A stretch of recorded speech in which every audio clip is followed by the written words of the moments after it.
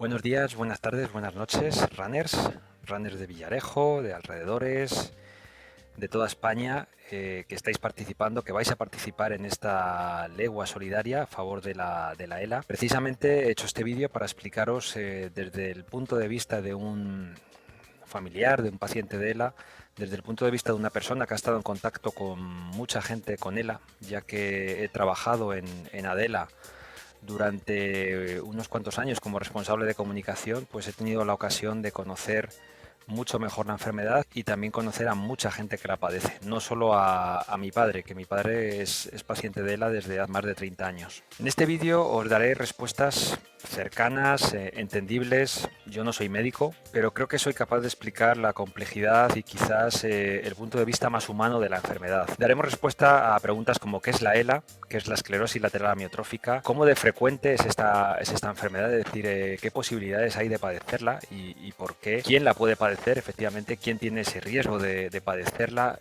La persona que la padece, ¿qué es lo que siente? Tanto físicamente como psicológicamente, una cosa súper compleja de explicar. Muchas historias de superación que hay, personajes conocidos que han padecido ELA y personajes famosos y también menos famosos, pero sí muy cercanos. Y también qué tratamientos, qué terapias y con qué medios cuentan los pacientes de ELA para vivir y para tener una mejor calidad de vida. En primer lugar, tenemos que enfrentarnos a la pregunta de ¿qué es la ELA?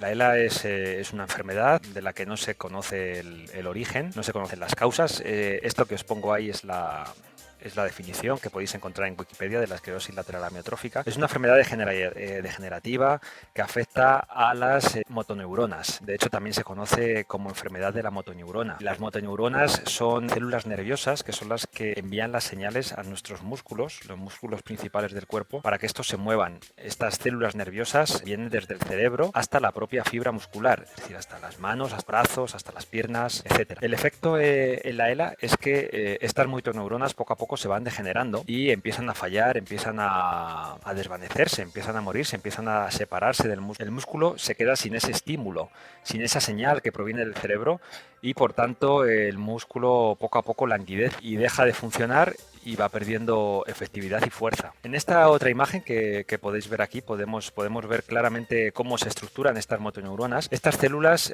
las podéis ver aquí, pueden parecer que son pequeñitas, son células enormes, es decir, son células cuyo núcleo puede estar en el cerebro y el axón, que es esa manguera enorme, puede llegar desde el cerebro hasta el músculo, hasta el último dedo del pie. Entonces, el efecto que se produce en la ELA es que ese axón, es decir, toda esta manguera, empieza a degenerarse, a desvanecerse, incluyendo el resto de la célula y al final llega a desaparecer. En ese momento el músculo se queda sin ese interruptor, sin esa señal, sin ese estímulo que le hace funcionar y por tanto el músculo se atrofia, el músculo pierde precisión, fuerza y aunque el músculo no llega a morirse, porque evidentemente sigue teniendo irrigación sanguínea, es decir, la persona sigue estando viva, pero el músculo deja de funcionar y la persona pues va perdiendo la movilidad en todas esas partes afectadas por la ELA. La ELA afecta a prácticamente todos los músculos más importantes del cuerpo que nos relacionan con el entorno, empezando por los brazos, las piernas, empezando por todos los músculos que hay alrededor de la cabeza, el cuello, los músculos que nos ayudan a tragar, los músculos que nos ayudan a masticar, es decir, afectando por supuesto también a las manos, también a los pies, a todos los dedos, a todas las extremidades y como digo a los músculos que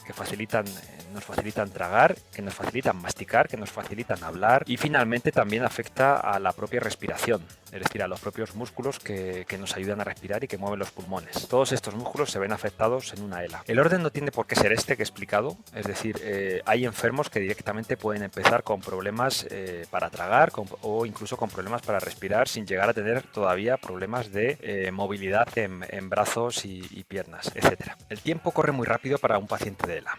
Todos estos síntomas que os he explicado se desencadenan a una velocidad de vértigo, no avanza de la misma forma en todos los pacientes, en todas las personas, pero suele ser muy rápida. Entre 3 y 5 años la mayoría de los pacientes han perdido todas estas capacidades que os he comentado, es decir, brazos, piernas, deglución, incluyendo la respiración. En tan solo entre 3 y 5 años es la media, es decir, hay casos incluso más rápidos, gente que pierde todo antes de los 3 años y luego también hay unos pocos casos extraños, bastante infrecuentes, que pueden vivir más de 10 años años con la enfermedad o incluso décadas, como ahora os explicaré. A la pregunta de cómo de frecuente es la ELA, quizás la respuesta más directa podría ser que es mucho más frecuente de lo que podamos imaginar. No es una enfermedad rara al uso como la conocemos, ni muchísimo menos. Y si lo pensamos, casi todos conocemos a alguien con ELA. Más cercano, más lejano, famosos. Últimamente, si recordáis, el conocido portero Unzue declaró que padecía ELA. Por supuesto, el enfermo más famoso de ELA es sin duda alguna Stephen Hawking. Además, es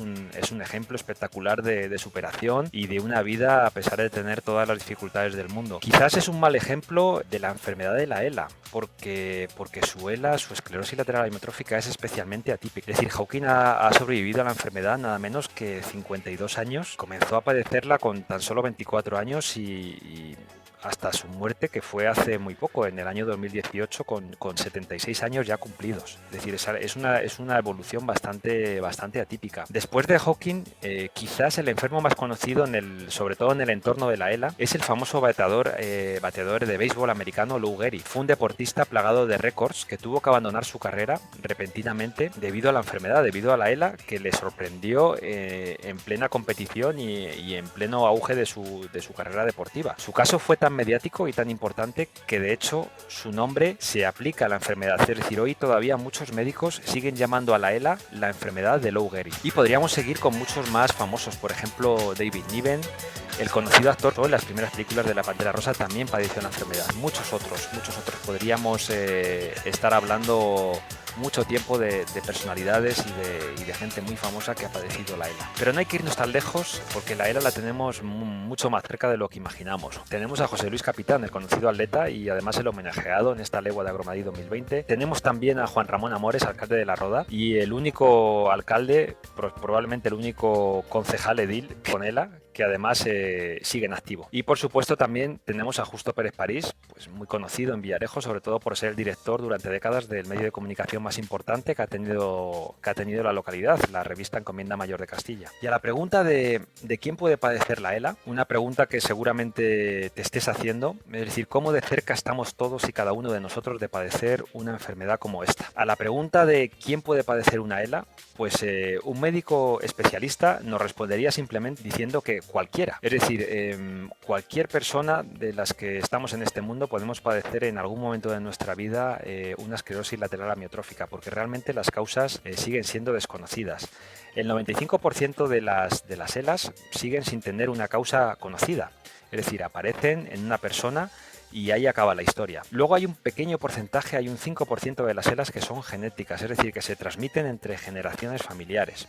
Una característica además que ayuda muchísimo a conocer las causas de la enfermedad, que aunque siguen siendo un misterio, debido a este 5% familiar, ha hecho deducir a los científicos que la genética parece estar presente casi siempre, ¿no?, en esta enfermedad. Pero yo creo que una forma muy sencilla de entender la ELA sería como una lotería. La ELA es una lotería con unos 1000 agraciados al año en España, es decir, es una forma muy gráfica, yo creo, de ver la frecuencia de la enfermedad. Es decir, la ELA reparte su premio, entre comillas, a nada menos que 1000 agraciados al año repartido por toda España.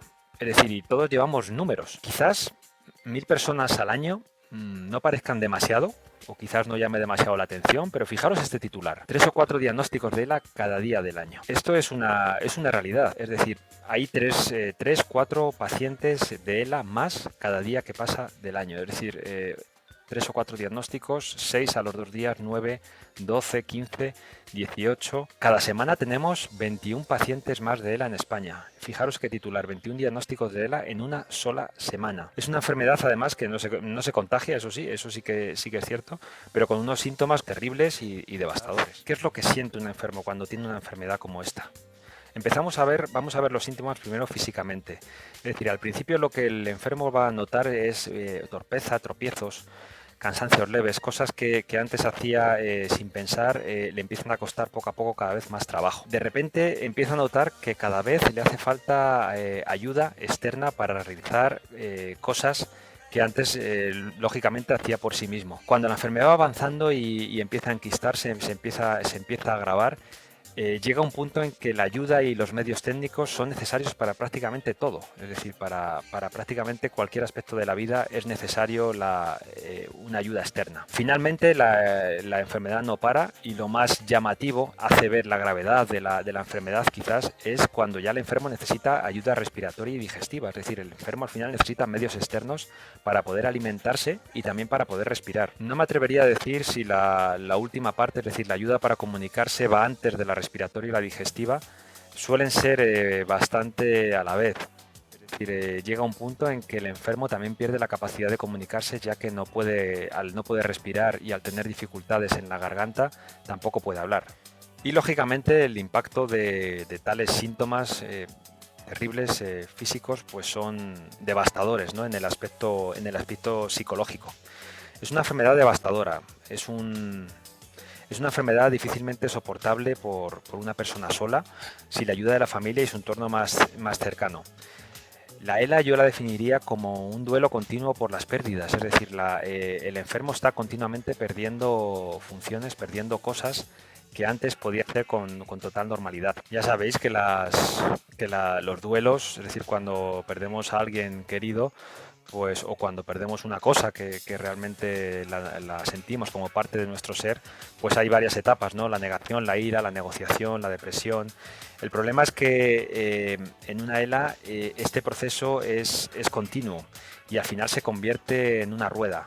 Es decir, el problema de una ELA es que apenas acaba un duelo, comienza otro, y como una rueda interminable. A veces las etapas se superponen, es decir, la persona tan pronto deja de poder usar un brazo, como deja de poder usar piernas, como de repente ya no puede andar, al poco ya empieza a tener dificultades para comer, etcétera. Son síntomas desde luego difícilmente asumibles por casi nadie sin una ayuda y sin un apoyo externo, un apoyo familiar, un apoyo psicológico. La característica de la ELA, es decir, lo que psicológicamente el paciente va notando, es que se va perdiendo su capacidad de relación con el resto del mundo. Primero deja de poder hacer las cosas más cotidianas, como hacer deporte, como andar, como conducir.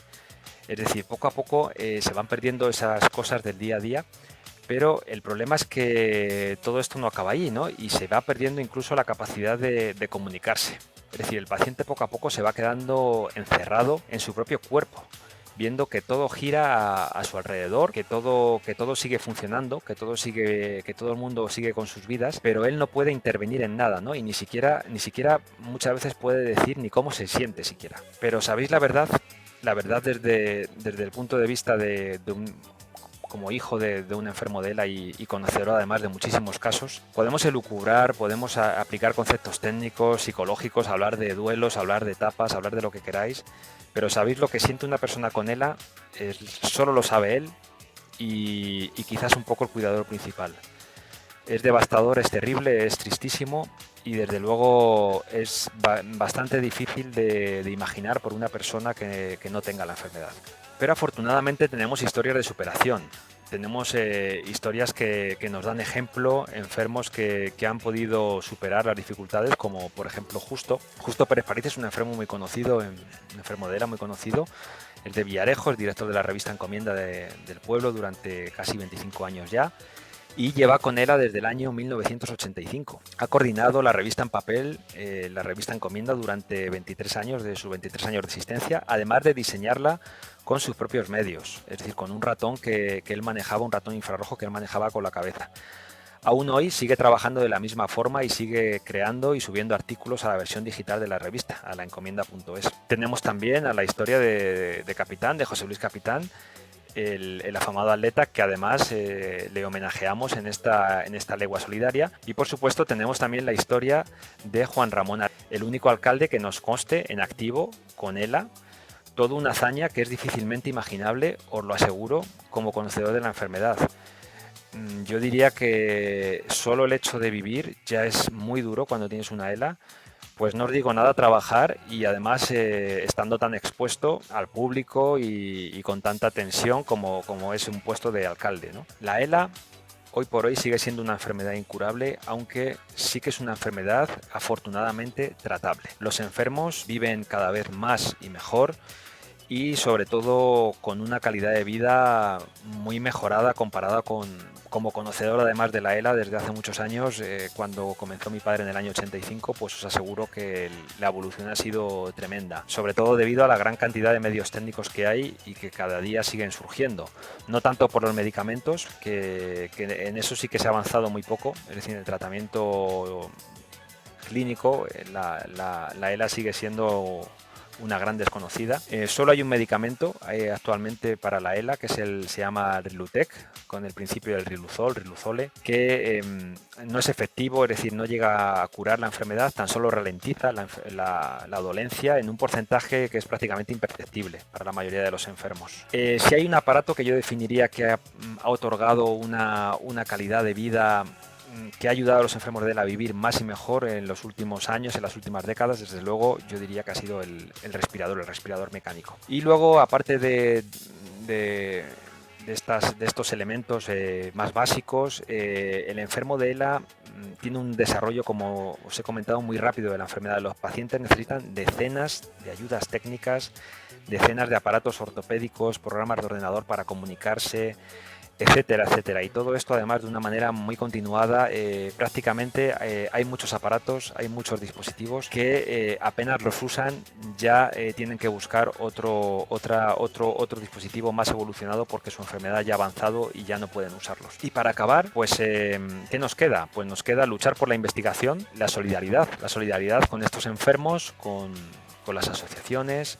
En este caso, la carrera de Villarejo es un pequeño evento, esta legua solidaria de 2020 es un pequeño evento que, sin embargo, está moviendo a miles de personas, de runners y todo su entorno, y además está realizando una difusión enorme tanto de la enfermedad como de la asociación. Toda la recaudación de la carrera va a ir para la Asociación Española de ELA, una entidad que además no es meramente representativa, ya que proporciona además muchos servicios vitales para estos enfermos, tan especiales, tan particulares como os he comentado: fisioterapia a domicilio, banco de ayudas técnicas, voluntariado. En la descripción de este vídeo te voy a dejar la dirección de la página web de Adela por si quieres ayudar. Se puede hacer de muchas formas, económicamente, haciéndote socio, donando también, e incluso como voluntario, es decir, entrando a formar parte de ese voluntariado activo que tiene la asociación para poder acompañar a los enfermos y conocerlos mucho mejor. Cualquier ayuda va a ser bienvenida y los pacientes nunca dejarán de agradeceros. Y nada más, muchísimas gracias, espero que este vídeo os haya mostrado